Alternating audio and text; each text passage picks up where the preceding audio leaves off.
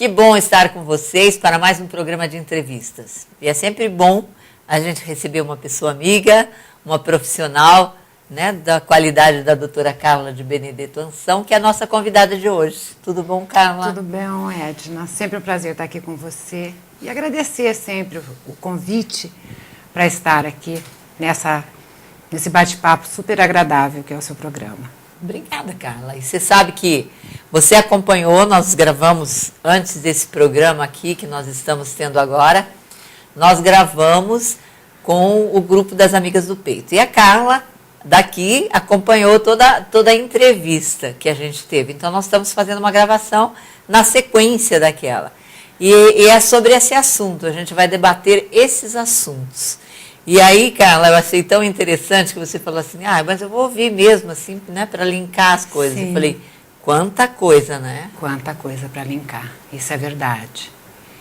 E um tema muito rico, vivências muito intensas que essas meninas trazem e a colaboração que esse movimento está trazendo para as pessoas que realmente, quando recebem um diagnóstico, né, como este, necessitam esse acolhimento, essa oportunidade até de falar da sua dor, da sua surpresa, do seu medo, né, da mudança que vai ser a sua vida, porque sai da zona de conforto.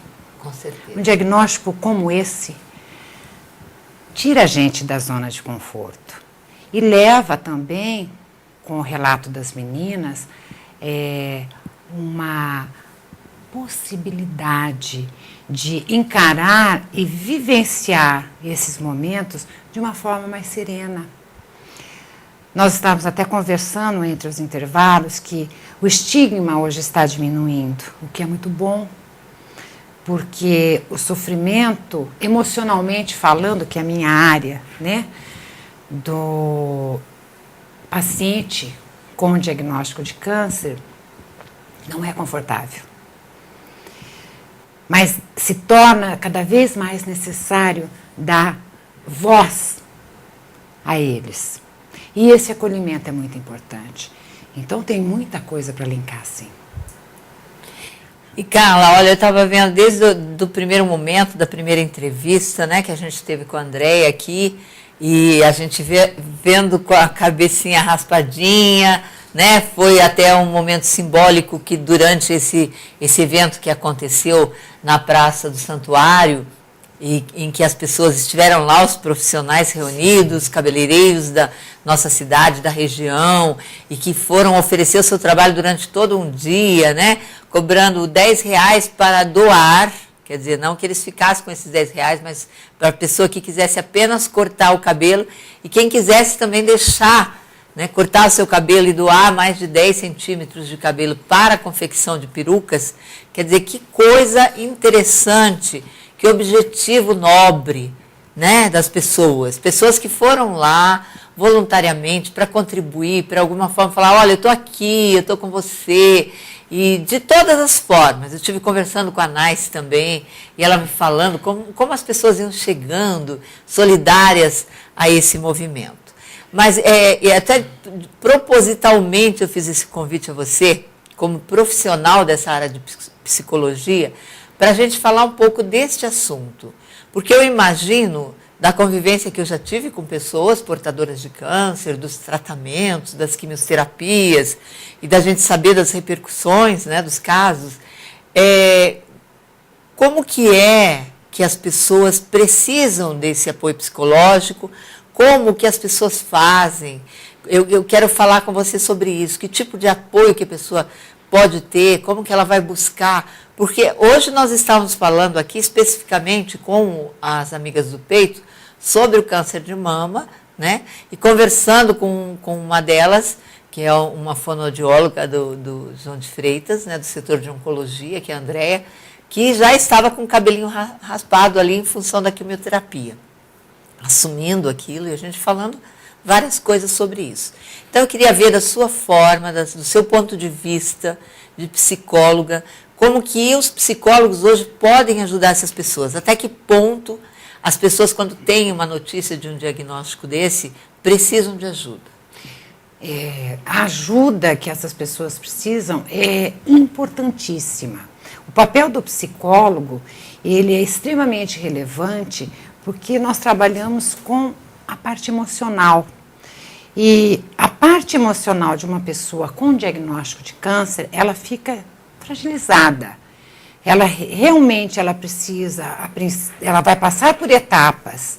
A primeira etapa, sim, é a terminalidade, é o medo, é a angústia, porque ainda tem aquele significado de que o tratamento é muito dolorido, que a família adoece junto. Então, para organizar essa pessoa emocionalmente, entra a psicologia. Primeiro, para fazer o acolhimento, dar a escuta. A escuta é muito importante para esse paciente. Entender a sua raiva, entender a sua revolta, depois entender a sua esperança. Isso é fundamental.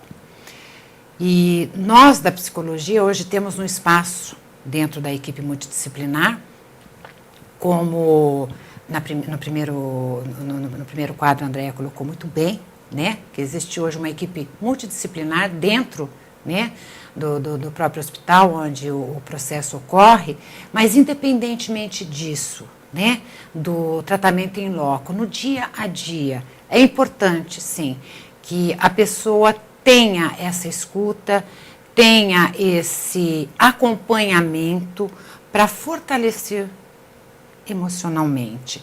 Isso colabora muito no quadro de reabilitação da pessoa com câncer.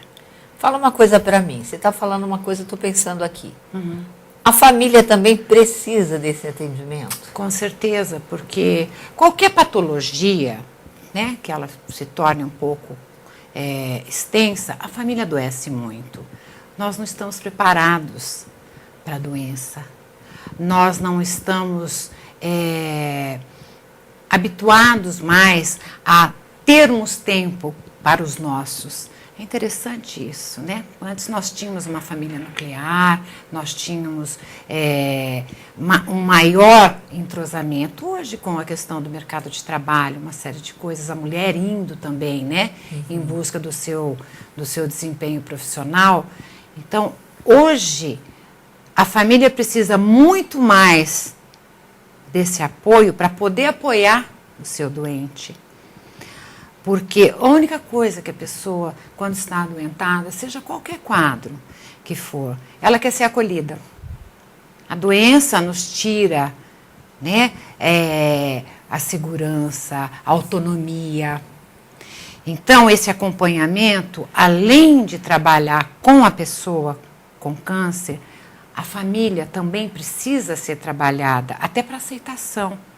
Até para não gerar um sentimento de desespero, desesperança, de não saber como vai lidar com aquela terminalidade, porque ainda a gente tem, né, apesar de todos os avanços, e cada vez mais a gente tem, né, o diagnóstico precoce, que vai facilitar cada vez mais para que realmente o câncer se torne uma doença crônica, apenas que você vai fazendo a manutenção. Mas, a princípio, a família se desestrutura. E acolher esse paciente nesse momento com a questão afetiva, não com a pena, não com o medo, não com a esquiva, né? Muitos familiares se esquivam, muitos amigos se esquivam também. Porque identifica no outro, naquela pessoa que tem a patologia, uma dificuldade que eu não consigo lidar. E eu acho que até o não saber lidar, porque tem essa questão dos amigos, das pessoas que convivem, é que de repente ela não sabe lidar com aquele assunto, ela se depara com aquilo e fala, e agora, o que eu faço? Né? Como eu reajo? Será que eu vou encarar? O que eu digo? Não é? Você quer ajudar, mas não sabe como ajudar. É justamente esse tipo de conversa que eu queria ter com você, era sobre isso, para que a gente conversasse, que as pessoas que estão nos assistindo em casa, elas vejam algumas alternativas, para que os amigos que saibam de alguém, né, de repente a pessoa tem um diagnóstico de câncer e que se apavora, de que forma que você vai poder apoiar? E esse acolhimento que você está falando aí, né, é a coisa mais importante, é o acolhimento. Olha, tudo bem, chega aqui que você pode contar comigo, vamos passar por essa fase juntos. Né, porque a gente sabe que são etapas difíceis, dolorosas, muitas vezes, e cada uma do que você viu aqui, Carla, desse depoimento que a Andréia fez da primeira etapa, né, do que ela colocou para nós, assim, do momento de fazer um ritual de cortar os cabelos, de raspar a cabeça junto com os filhos. Né? Que coisa incrível, quer dizer, eles sabem, estão participando e vivenciando daquilo, né? Como que você viu isso? O trabalho que essa família fez foi muito rico, tanto para a Andréia como para os filhos, essa preocupação em inserir, né, essas crianças, o acolhimento aos momentos difíceis. Porque, lógico, teve momentos que devem ter sido muito difíceis, até assimilar o quadro, né? E eu particularmente, lidei com meu pai, né? Com uma terminalidade. E no dia a dia não é tão confortável, porque às vezes, por mais que a família se mobilize, nem sempre o paciente quer que você faça alguma coisa ou que fale alguma coisa. Então, a gente tem que ter muita sensibilidade, até para perceber em que momento você vai estimular e em que momento você vai recuar. Porque existem momentos de dor. Sim. Não é confortável. E o tratamento, realmente, ele é invasivo, ele é dolorido, ele é extenso. Né? E a família, nesse momento, ela é um apoio importante. Ela é um porto seguro.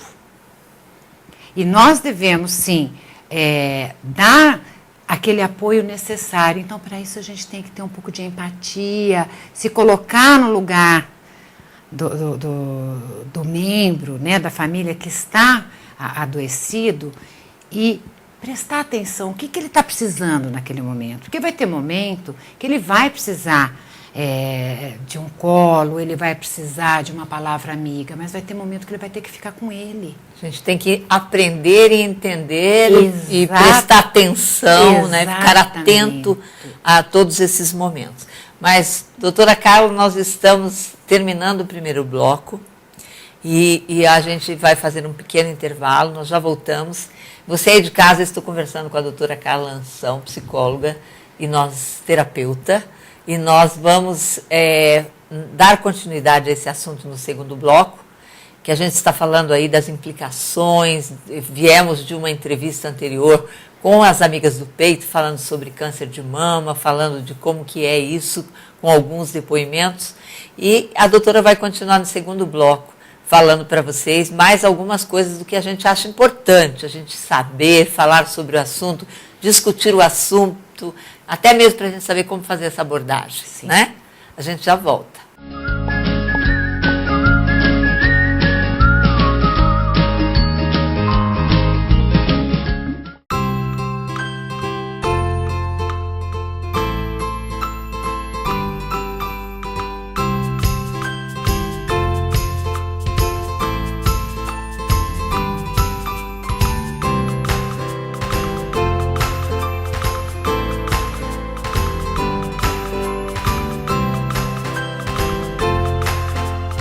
Farinha Arapongas. Qualidade todos os dias desde 1964.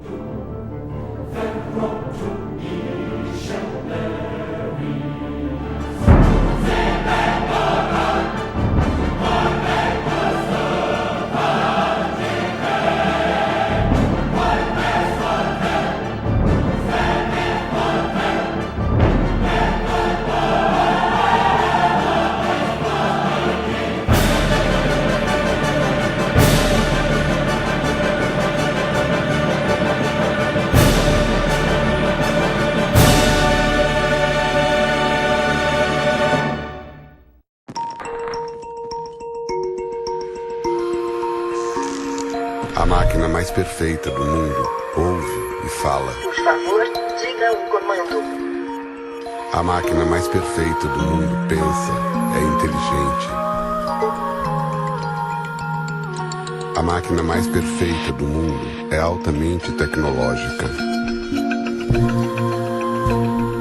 A máquina mais perfeita do mundo está em constante evolução. A máquina mais perfeita do mundo não para de surpreender.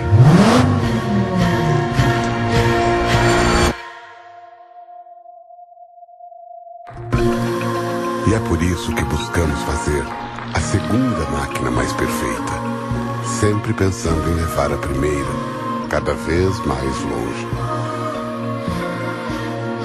Ford, go further.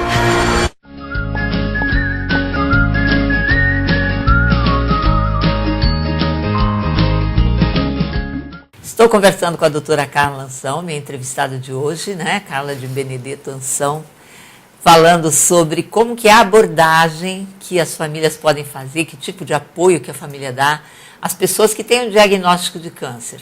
E não só, lógico que a gente não vai falar unicamente sobre a questão do diagnóstico do câncer de mama, que foi o tema da entrevista anterior que eu fiz aqui com as amigas do peito, né, Carla? Sim. Quer dizer, é as doenças de uma forma geral. É que o câncer, de certa forma, ele tem um estigma. Antigamente as pessoas eram muito estigmatizadas, até não gostavam de pronunciar a palavra câncer, e também a pessoa que tinha não queria que ninguém soubesse. Você se lembra disso? Sim. Quando a pessoa tinha um diagnóstico desse, a família nem comentava se a pessoa tinha aquilo. Era um silêncio absoluto, era a morte. Era um, como que é que você diz assim, um atestado de morte, né? Sim. Terminalidade. É um decreto. Exato. Decreto, estava decretado. Porque até então, a pessoa que tinha um diagnóstico desses, fatalmente não teria saída. E hoje não. Hoje a gente tem visto, tem acompanhado, tem visto alternativas, temos visto como as pessoas estão encarando as próprias pessoas portadoras, né, da doença, como é que ela encara, como que ela é. E antes, e uma coisa que vocês aí de casa talvez tenham também pensado, porque me passava muito, Carla, será que o médico realmente tem que chamar a pessoa e falar para ela, olha, você está com câncer, por exemplo, esse é o diagnóstico. Né? No começo, para mim isso era assustador. Eu falava, como que o médico vai falar para a pessoa já vai morrer de preocupação, né? Eu não sei se com você aconteceu isso no início. No início a gente realmente, por conta de toda essa questão cultural mesmo, eu lembro que quando se falava em câncer, se falava assim, aquela doença. Nem se pronunciava. Não podia se falar. Aí depois já... Acho que na minha formação, os cursos de especializações, aí começou a se falar CA, né? Eu olhei, falava CA, sim. Então, nesse crescente, era um tanto quanto complicado você passar um diagnóstico de uma forma talvez tão direta, como alguns médicos faziam, por conta de tudo que vinha atrás desse diagnóstico não dito. Falta de recursos para conseguir barrar uma doença dessas, né? Porque já vinha linkado muito à terminalidade. Sim. Então, de uma forma ou de outra, você privava o paciente até de saber o que ele tinha e até instruí-lo para que lutasse contra, como qualquer outra doença. O cardiopata sabia que era cardiopata, o diabético sabia que era o diabético.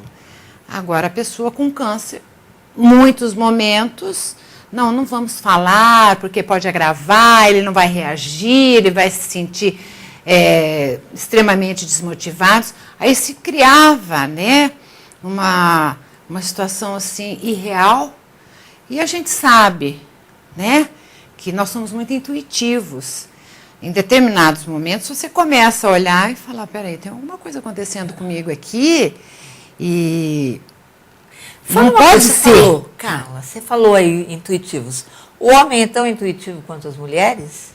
O homem, ele não é tanto quanto as mulheres. A questão do gênero. Mas o ser humano, ele é intuitivo. Porque se a gente for lá para a pré-história, né, digamos assim, o começo de tudo, a função do homem era caçar o alimento para trazer. Então, obrigatoriamente, ele tinha que ter uma intuição aqui, né, para se defender, porque ele tinha que ali buscar o alimento. Então, ele tem sim a sua intuição. O gênero masculino talvez não funcione como o gênero feminino, porque nós somos dotadas assim de estruturas diferentes. Talvez a maternagem nos diferenciem, a questão hormonal também nos diferencie. Mas no dia a dia, ele vai percebendo que alguma coisa não está confortável. O time é um pouquinho diferente, né? E a gente pode relatar situações hilárias, né? De coisas que você percebe, teu marido não percebe, e você fala, escuta, como? Disfarça, não é? Porque o time é diferente. Mas tem sim, a sensibilidade masculina, ela existe. Sim. Eu vejo. Tanto que, veja bem, quando o homem, quando ele quer conquistar, ele se esmera, ele presta atenção em detalhes, né? Eu costumo dizer que é o predador, eles ficam muito bravos comigo, né? Então, no estágio predador... Você falava isso com seus filhos? Sim, né? E às vezes falo com algum paciente, né, que o homem é predador, eles olham assim, não, é predador pela concepção, né? Porque vocês, quando estão no momento da conquista, vocês prestam atenção em detalhes. E você deve lembrar disso, e eu também me lembro, né? Aí isso vai desaparecendo, né? Porque o homem é mais objetivo, né? Mas essa questão da intuição, da percepção, sim, vai aparecendo, até porque nesses casos de patologia, a coisa vai ficando meio recorrente. Existem uns comportamentos que a gente vai olhando e falando, não, alguma coisa não está muito certa. Né?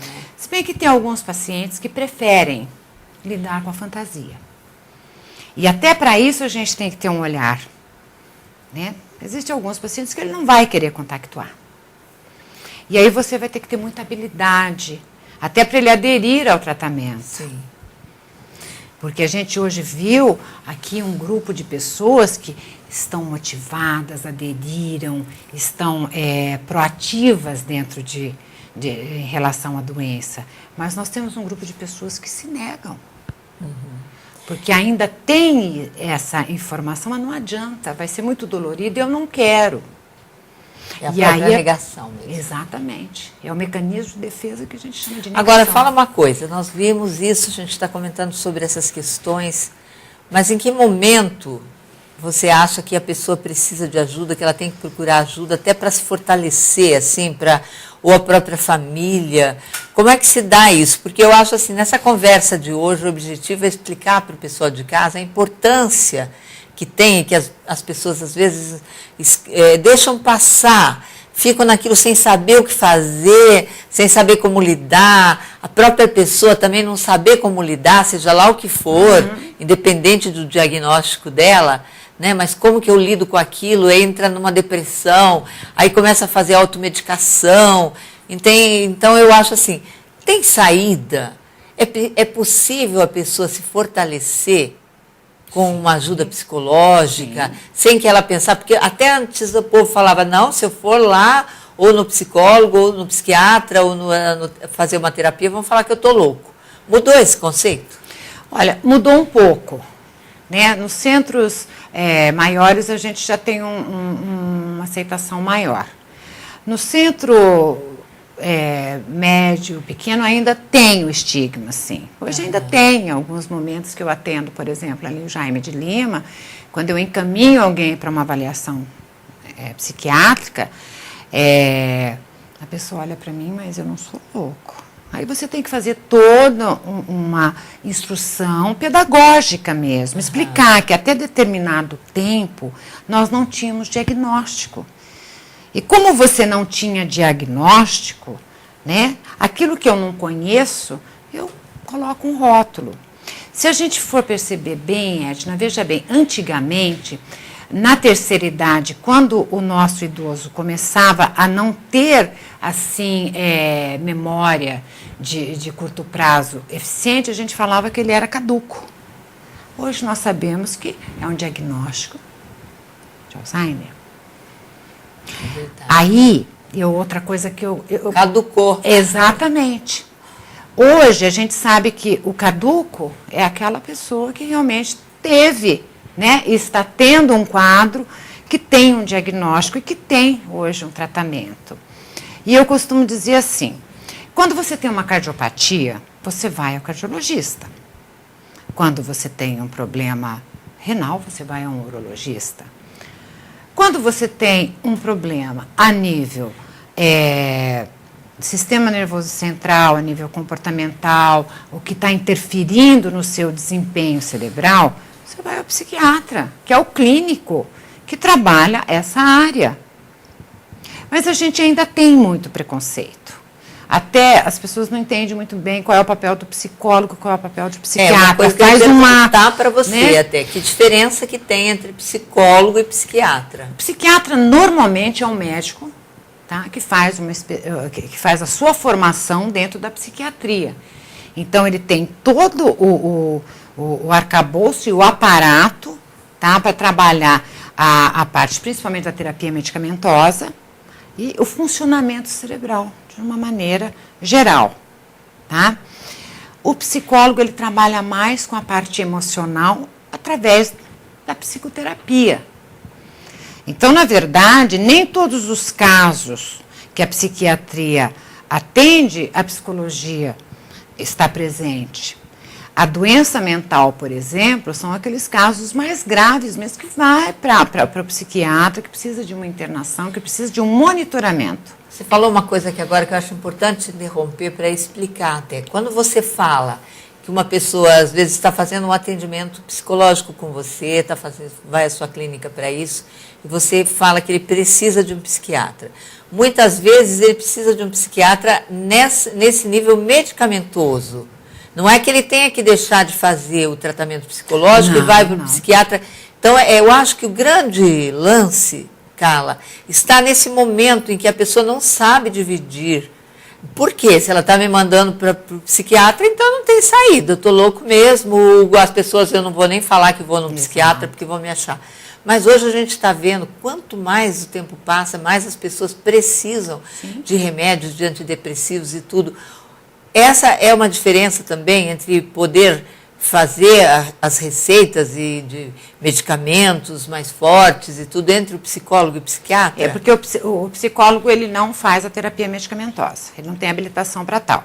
Isso é uma competência do clínico, no caso o psiquiatra. Tá?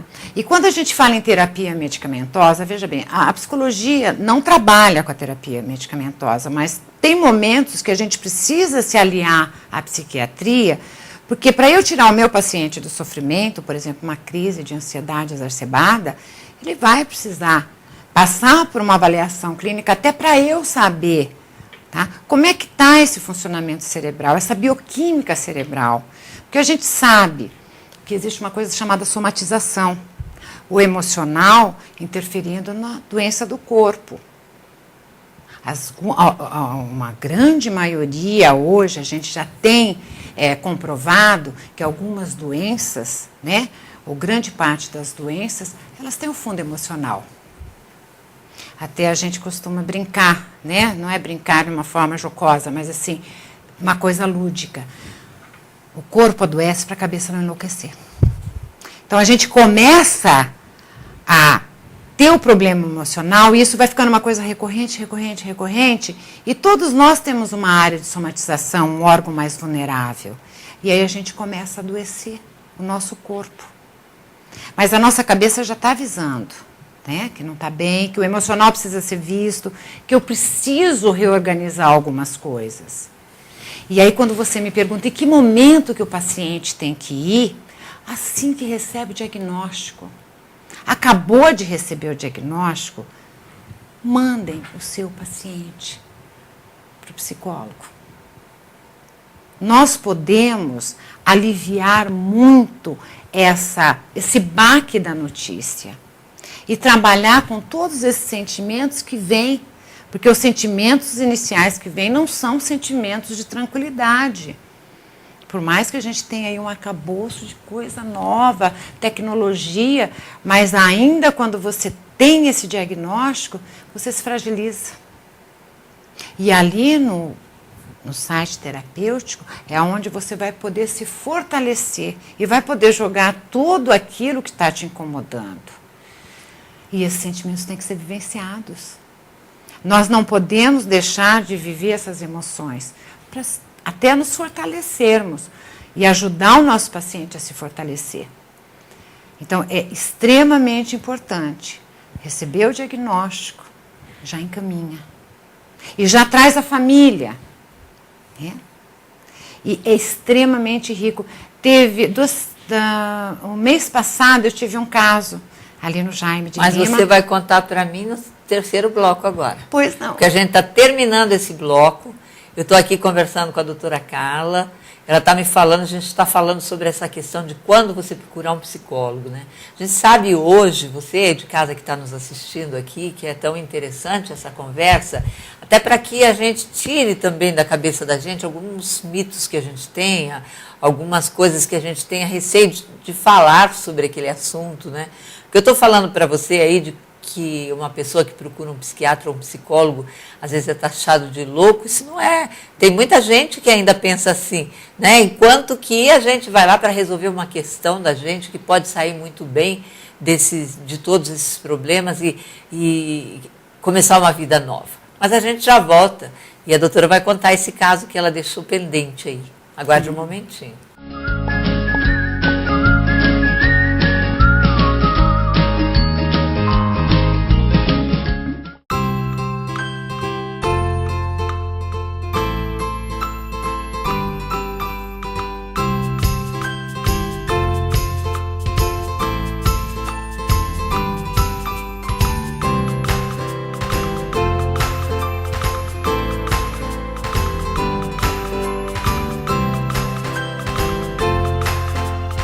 Farinha Arapongas. Qualidade todos os dias desde 1964.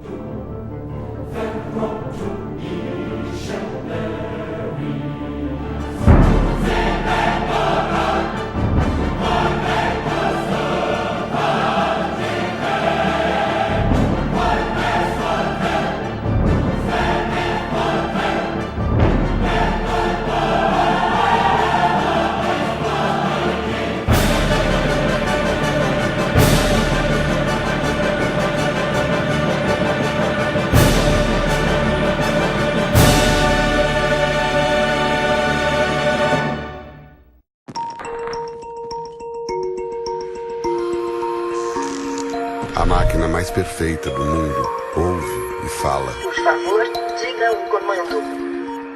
A máquina mais perfeita do mundo pensa, é inteligente. A máquina mais perfeita do mundo é altamente tecnológica. A máquina mais perfeita do mundo está em constante evolução. A máquina mais perfeita do mundo não para de surpreender.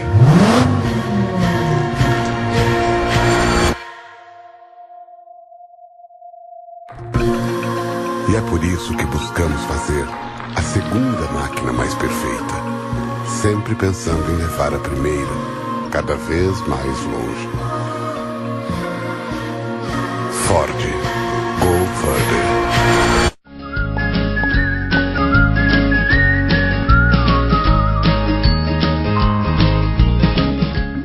Eu estou aqui conversando com a Carla de Benedetto Ansão, psicóloga, terapeuta. Né? Nós estamos falando aqui de como que é essa questão de abordagem, dessas necessidades que as pessoas têm, que a família tem, de repente de alguém adoecer, né? E de se desesperar, ou a gente perde o chão. Muitas vezes eu tenho certeza que eu chego lá, as pessoas para você, estou sem chão, preciso de apoio. E é uma forma, é um caminho. Mas você estava contando um caso que nós paramos ali e aí eu te interrompi. eu acho que até um avanço, né? Porque quando a gente fala assim da saúde pública, do SUS, né? As pessoas às vezes tecem algumas críticas, não vou dizer que não tenham fundamentos.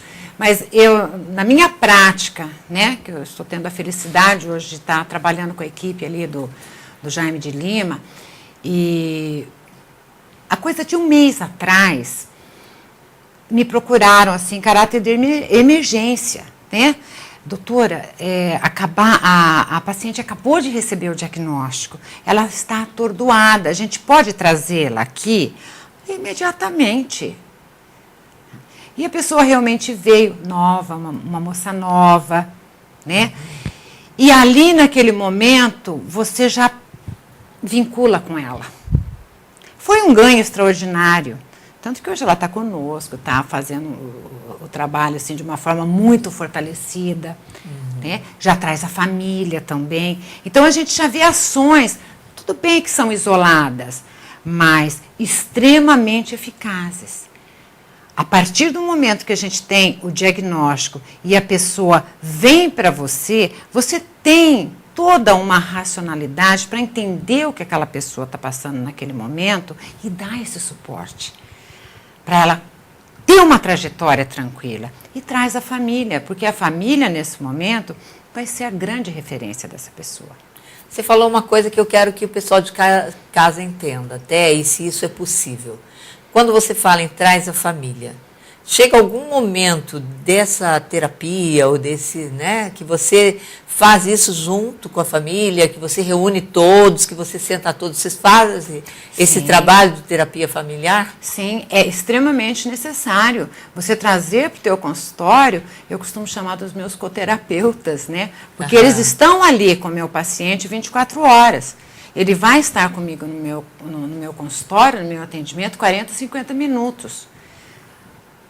E aí é que me interessa esse trabalho com a família, de fortalecer essa família, para que essa família ajude nesse tratamento também, mas que também ela seja tratada. Porque, obrigatoriamente, nem todos os familiares vão conseguir lidar com aquele quadro. Tem pessoas que não vão conseguir, e você tem que respeitar. Até entender e fazer com que o grupo familiar entenda que aquela pessoa não está pronta para aquele momento, acolher, seja a irmã, a esposa, a mãe, enfim, cada um vai reagir de uma forma, de acordo com a sua história emocional.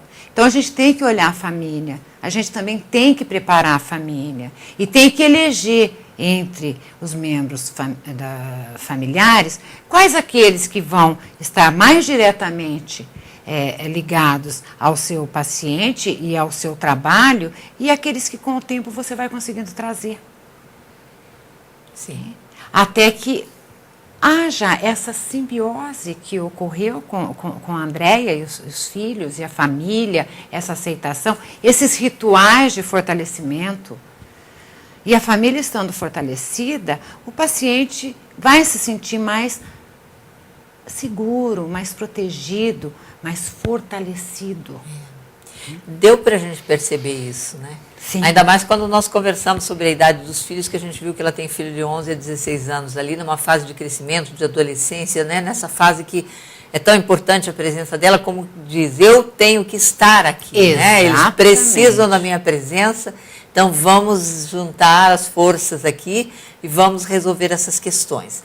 Mas eu acho assim extremamente importante essas questões que você está colocando e que a gente vai conversando com o pessoal de casa, esclarecendo, né, como que é importante que a pessoa procure, que a pessoa deixe de lado esse receio, até o que acontece muito, mas o que o outro vai pensar se eu vou no psicólogo, no psiquiatra, como que não é mesmo?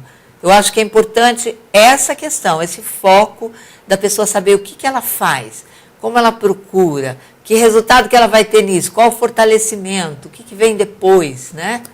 E a gente precisa que se divulgue mais esse trabalho, né? Porque a propaganda de boca a boca, ela é muito boa, né? Mas às vezes ela não atinge um público mais extenso. Então tem que realmente divulgar que hoje a psicoterapia, ela traz um apoio, ela traz uma possibilidade de você se reorganizar emocionalmente. Ninguém vai dizer para ninguém o que é para o outro fazer. E nem é papel do psicólogo isso. Tá? O que a gente faz é construir junto aquilo que a pessoa traz e que deposita na sua mão. E isso para mim é muito sagrado. E quando a gente começa a fazer essa reflexão junto com a pessoa que procura essa ajuda, e ela mesma acaba percebendo qual é o caminho que ela tem que seguir. Você não tem que direcionar. Você tem que ajudar essa pessoa a organizar essa dificuldade com outro olhar. Porque um amigo vai dizer o que é para fazer, né? Um parente também vai tentar invadir. O profissional não, ele vai dar opções. Isso também não quer dizer que ele precise fazer. Ele também tem que estar pronto para fazer. Mas é aquilo que você falou, é uma construção. É uma construção. E você vamos fazer isso juntos. Sim. Né? Você e o seu paciente, ou você e a família do seu paciente, Sim. vão construir isso juntos. Exatamente. Nós entramos para colaborar e para cuidar dessa situação, dessa patologia, de uma forma mais normatizada, mais tranquila. Porque quando você tem a questão motivacional, a gente sabe que a energia positiva, ela reverte muitas coisas. Mas você precisa acreditar. Né? Esse é o Aquilo lance. que a gente não acredita, não acontece. Né? E outra coisa que eu queria saber de você, tem idade para isso? Porque a gente sabe, né? Hoje nós temos crianças com depressão. Né? Coisa que eu não sei se é que não se fazia esse diagnóstico antes, porque evidentemente que eu acho que isso aconteceu em todos os tempos. Né? Como existe hoje muitas patologias aí que as pessoas estão diagnosticando, até para aquela criança que a gente considerava levada, aquela criança que não parava nunca, que era da natureza dela, né? Que hoje já tem, as pessoas já determinam que tipo de análise que elas fazem do que está acontecendo com aquela criança naquele momento. Sim. Então, o que eu queria saber de você? Nesta área psicológica também, isso se estende às crianças? A partir de que idade? Muito. Até onde que vai? Como é que é? Eu costumo dizer assim, criança, tá? É reflexo da casa. Se eu vou atender uma criança, primeiro eu preciso atender os pais da criança.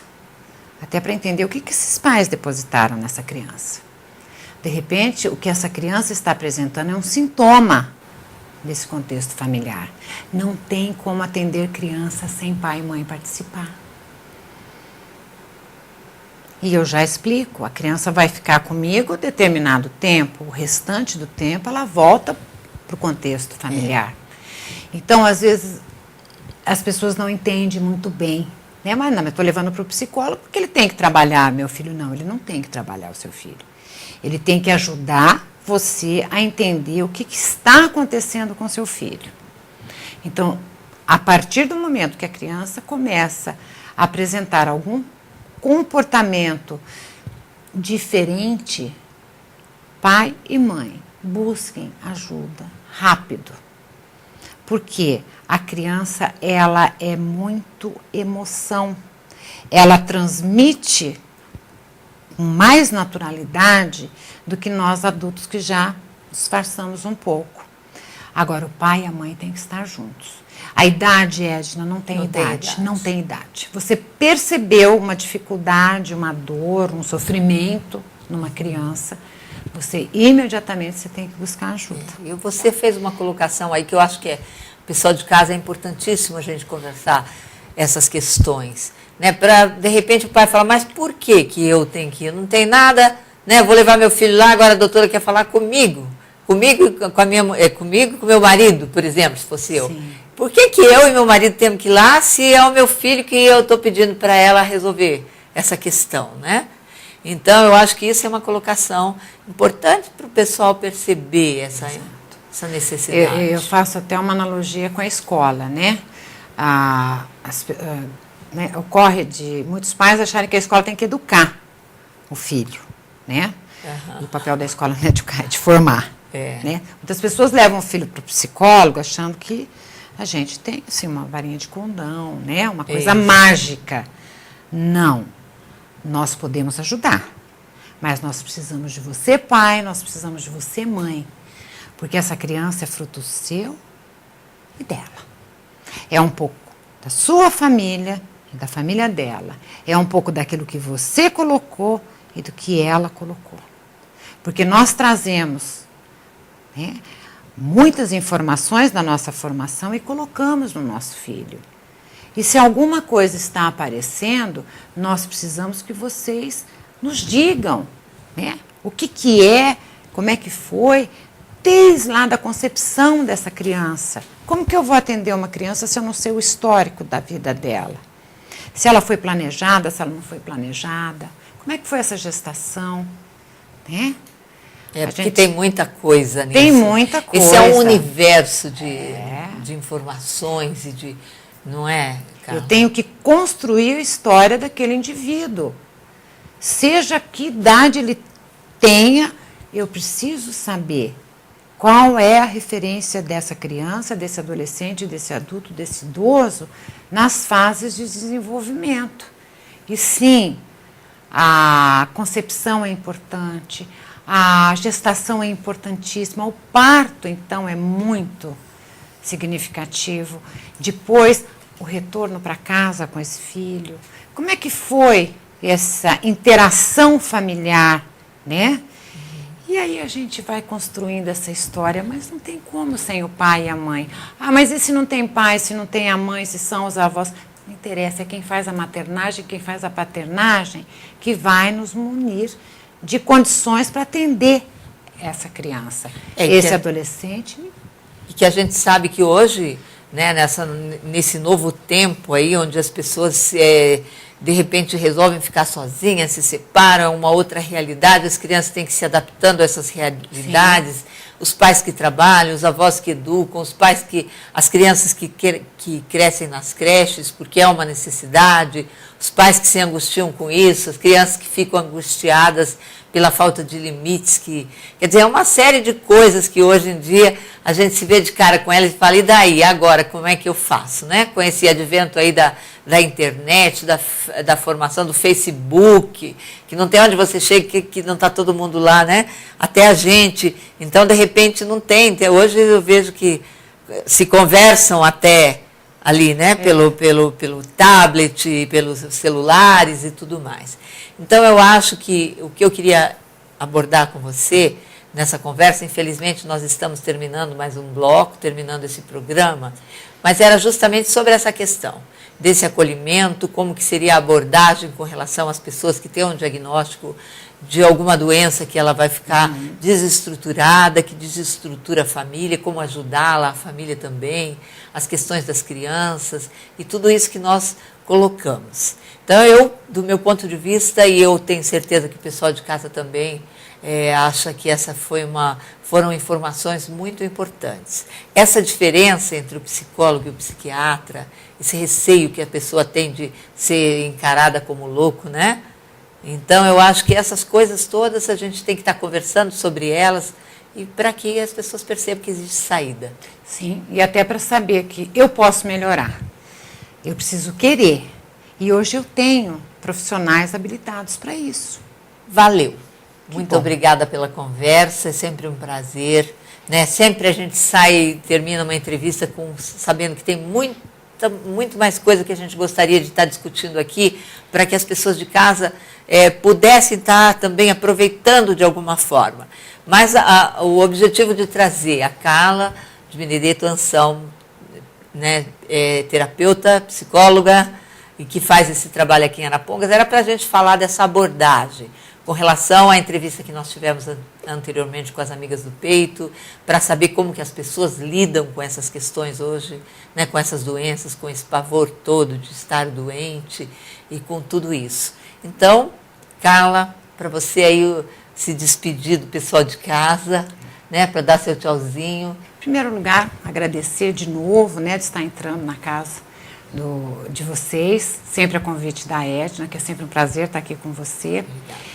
E dizer que realmente a pessoa que recebe um diagnóstico de câncer ou de qualquer patologia que vai limitá-la, ela, em primeiro lugar, sim, ela precisa ser acolhida, mas também precisa que esse acolhimento seja uma coisa espontânea.